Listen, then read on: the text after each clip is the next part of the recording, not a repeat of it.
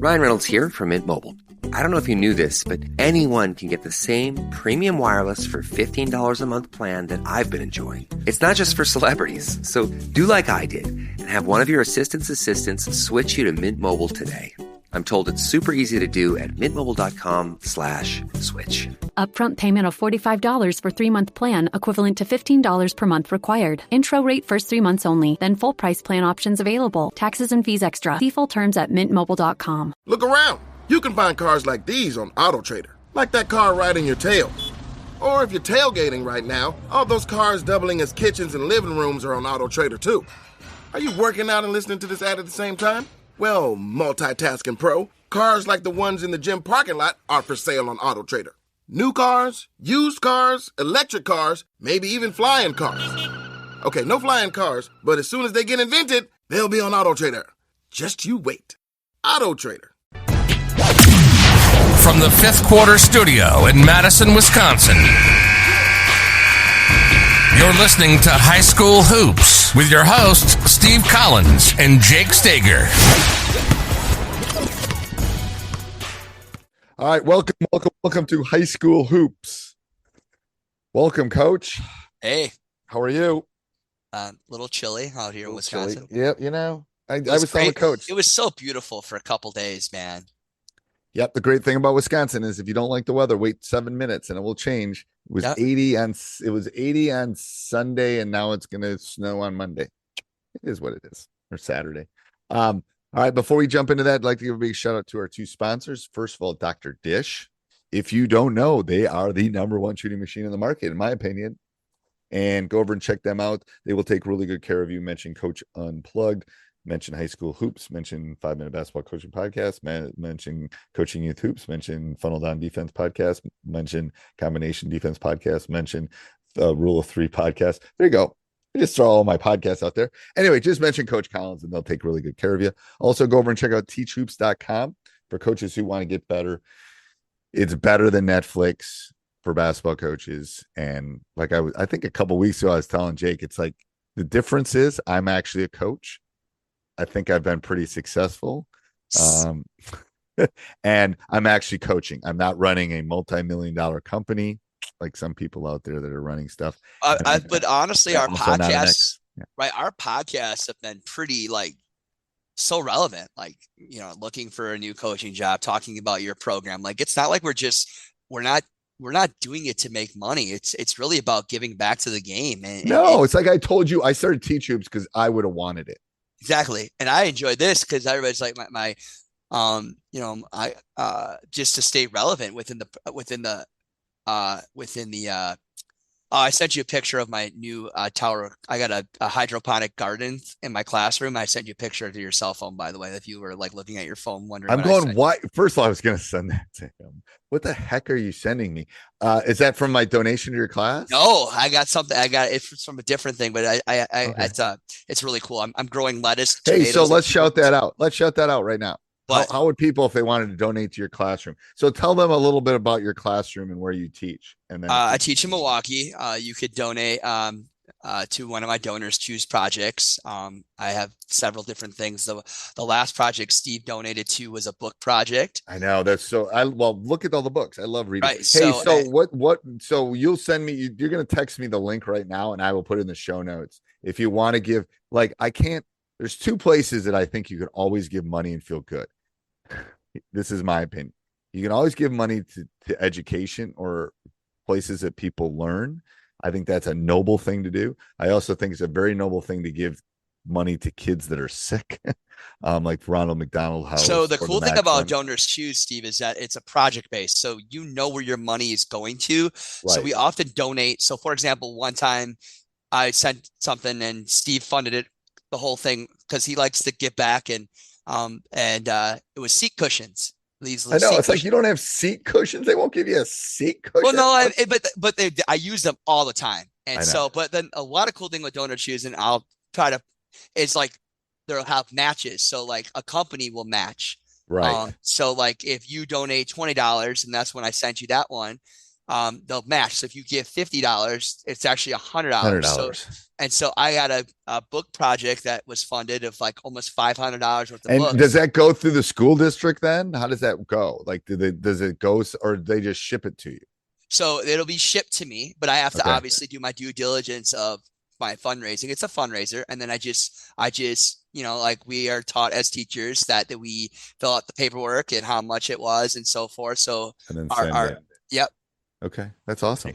Yeah. And then all the stuff comes in, and then you see these kids' faces and they're like so excited. I know. It's so good. It's so good. Donors Choose. You're going to put it in the show notes now, or not in the show notes. So text it to me right now so you don't forget, because I'm going to forget because I'm old. Yeah. And then I'll get us started on the podcast today. So we are going to talk about trying new stuff, using this time of the year as your laboratory. Yeah, I think that the big time of laboratory is looking at what you're doing offensively and defensively and adjusting. I've done, I think, the things in years past is offense, where my skill sets are for my team. Am I adjusting that? I'm a firm believer of the power of three when it comes to offense. So I like a free motion. Then you like the rule of three offense. What about that for a lead in? Exactly. Oh my gosh. It's the simplest, easiest offense ever to run. Okay, go ahead. Sorry. But I like to look at offense from a point of, do I have something free motion, like rather reactor motion where it's unpredictable. And it's really, and then I like to have some kind of continuity when things break down, and then I have set plays. And so I like that rule of three. I like to have that balance. And so I look at that and I evaluate that tool for the year and what I like or I don't like, and I change it a little bit. Defensively, I look at, all right, what are my strengths and weaknesses defensively, and I look at, okay, what kind of zones do I want to run? Am I looking at maybe when I want to press again this year? What kind of press am I going to run? Trying to think about ways that I can enhance my team's opportunity to be successful for next year. And so, yeah, so here's what I think too. It's like, if you're thinking you want to be, I'll just pick something out of the air. So I think I want to play some zone next year. Yep. This is the time to see. When you have the pieces together, and again, it's harder in the summer, if you have contact days and things like that, but that's the time you should be testing things out. Like, you don't want to be testing it out the first week of practice and go, oh crap, that won't work. We had to do that this year because our offense wasn't what we thought it was going to be, but we had experimented. We tried it. We thought it was going to be, we didn't have everybody there. That was part of our problem. So the same thing goes to, like, oh God, I got this. I saw this out of bounds play on Twitter. I want to try it. Well, there's no cost benefit. The cost benefit is good in the off season. That's when you should be working on those. That's at least my opinion. Try it. That's your laboratory is your off season when you can have contact with your guys. Right. Because then you got to start to think about how you can be able to provide breakdown drills and how to bring like 2 on 2, 3 on 3. Yes. Because like the biggest thing that a lot of young coaches will do is they'll have a base offense, but then their breakdown drills or their skill development drills don't reflect the offense that they're running, right? And so that's the key difference, is that you have to figure out what works or what you like in the off season and to the lab, and then you have to build things that are going to make it work, right? So, for example, there's basically 2 ways to run defense. There might be man-to-man, either push baseline or you push middle. I've always been a push baseline guy, and I adjusted to pushing a little bit more middle because I had a lot of issues of people. The helper is really a hard thing for people to learn. So that's one thing I've explored at lab time, and then offensively as well, is just looking at. And there's times where I think something was good. I'm like, I'm going to try the dribble drive over the summer. It was terrible. Didn't work for that group. That's the time to have those woes, is what you're saying, so.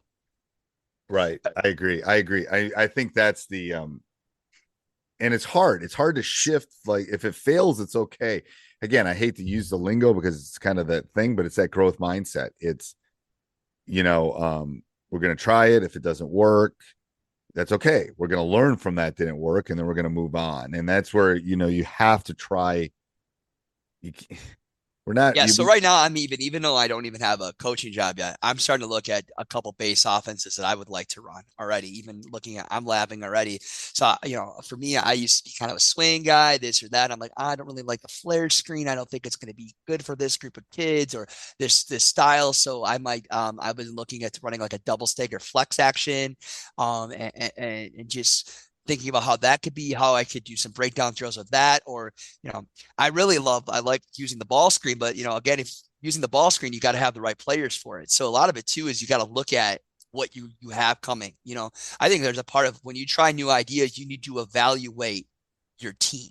And I think that before you start looking at new ideas, and we talked about it today, is getting with your staff and taking some time to reflect in yourself and look at your players like, okay, because just because you try a new idea, what's the point of trying a new idea if it's not going to match your strengths? I think you got to kind of figure out what you have coming, and then you start to look at some things that you may want to try.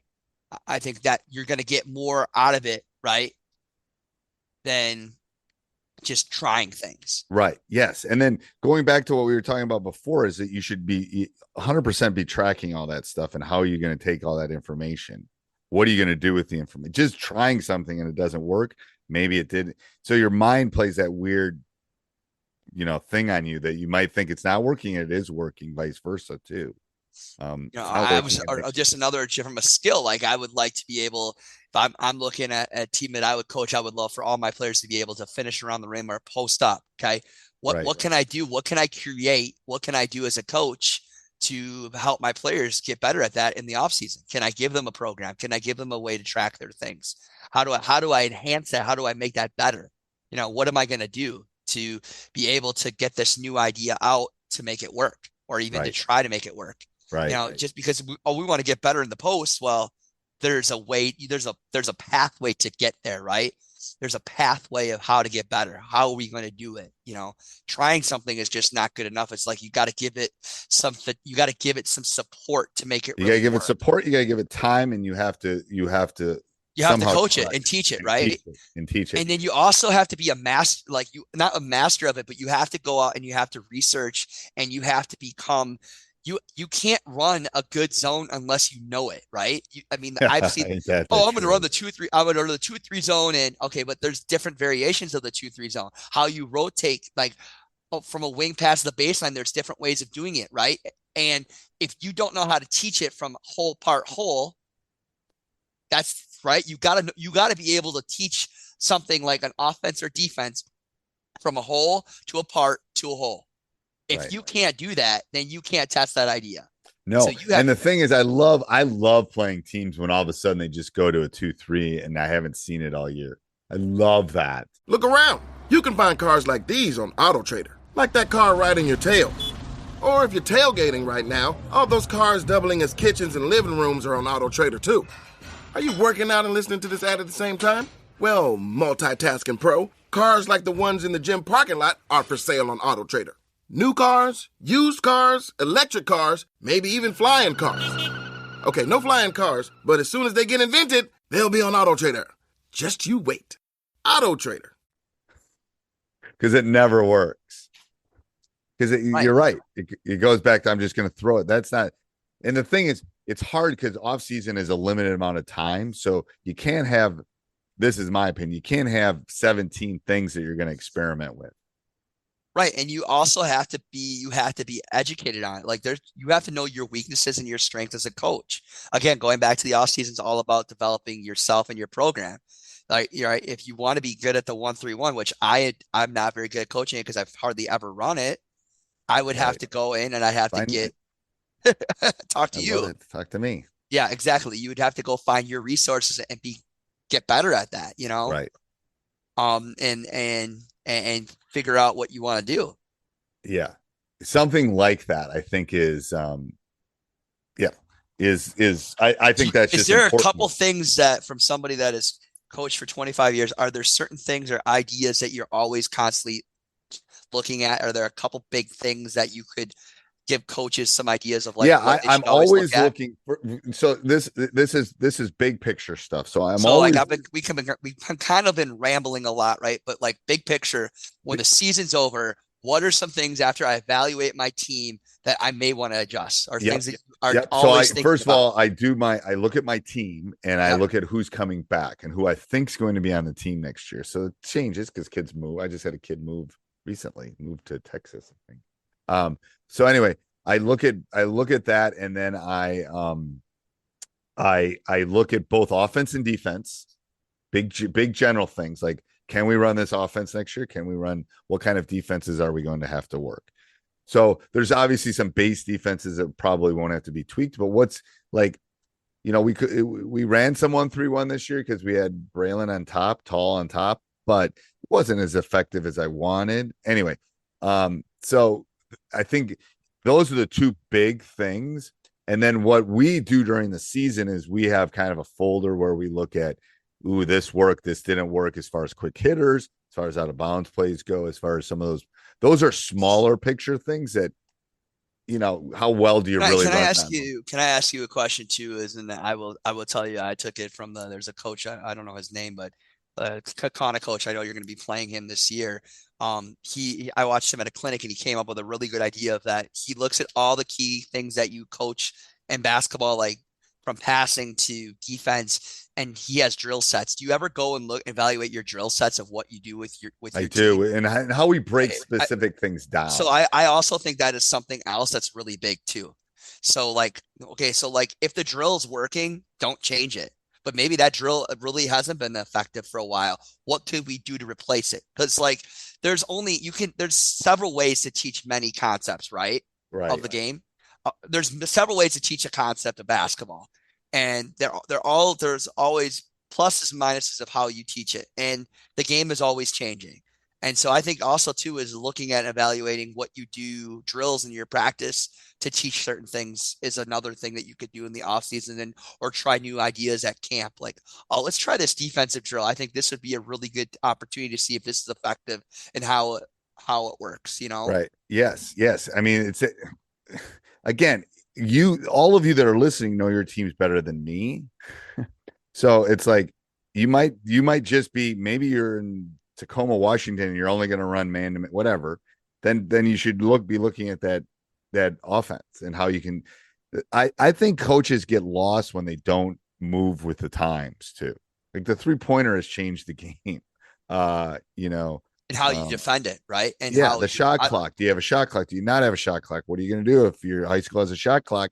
Well, then, how are you going to take time off that? What are you going to do down the stretch? We weren't very good in the last 7 seconds, whatever it is. I would even look at it like players, right? So I've noticed, like in our state alone, I know, like from the girls' standpoint, the numbers have been down for a long time. And now we're looking at a lot of the bigger high schools only having 2 teams. So you're asking a lot of young players to take on bigger roles. Like, what are you doing in the off season to help prepare them to make that jump? Those are other ideas you have to think about too, is looking at those kids, and we'll talk about it later, is like building relationships and then their opportunities for them to learn in the off season, because some of these players have to really make big jumps depending on the situation that you're in, right? Big jumps, crazy. Especially depending on where the program is or where you're at. Like, I mean, we all know, and I've been in there, you've been a player before, like when you step from a JV game to a varsity game, it's like, oh my God, those 12 inches or 15 inches, depending on how big your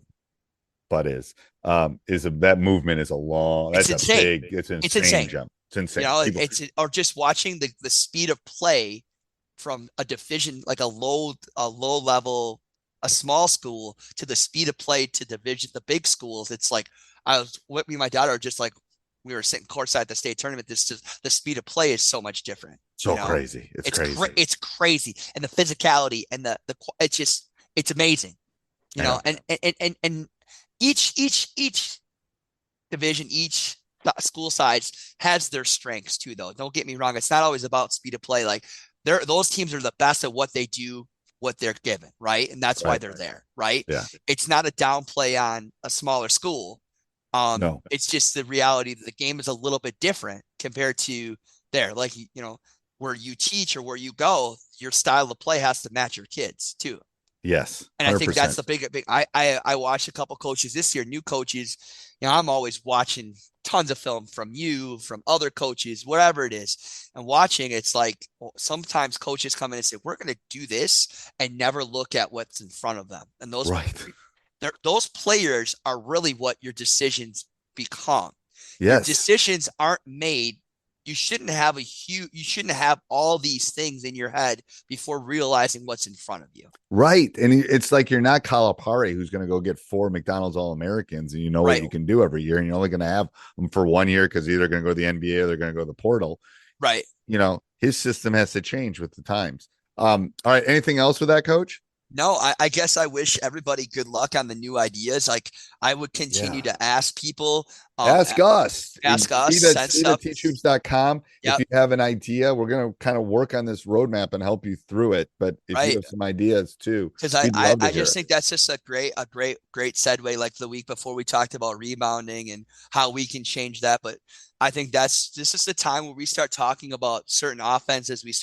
This is the time to have those discussions. Those are the times. And you know what I would like to, you and I haven't talked about this, but I'd like to find a couple coaches to have on. I would like to be able to do more of that and see what they're doing as far as the stuff we're talking about. You have a problem. Let's put you on. Let's solve it. Yes. So anybody willing to teachhoops.com. I think that would be awesome. Actually. Yeah. If you got a problem, let's solve it together, because guess what? When you start brain dumping with 2 other people and that person, like, you can get a lot out of it. I know. A lot. I know. And you won't be smartless anymore. All right. Bye. No, just kidding. No, that's from Smartless. If anyone listens to Smartless, so no. That's so they at the end they try to figure a way to go say bye, and then they all leave. Anyway, anybody listens to it. All right, till next week, guys. This podcast is part of the Sports Social Podcast Network.